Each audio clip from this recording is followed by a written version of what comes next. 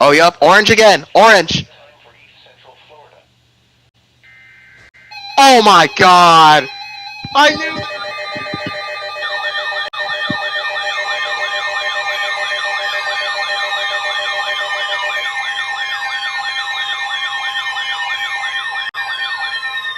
The National Weather Service in Melbourne has issued a severe thunderstorm warning for northeastern Brevard County and east central Florida until 8:30 p.m. Eastern Daylight Time. At 7:57 p.m. Eastern Daylight Time, a severe thunderstorm was located near Playland Beach, moving north at 50 miles per hour. Hazard, 60 miles per hour wind gusts. Source, radar indicated. Impact, expect damage to roofs, siding, and trees.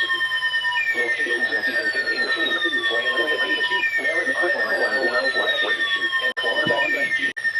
The main alert for a possible tornado. Tornadoes can develop quickly from severe thunderstorms. If you spot a tornado, go at once into the basement or small central room in the sturdy structure.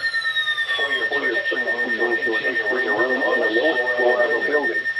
A tornado warning is in effect until 6 p.m. Eastern Daylight Time for East Central Florida.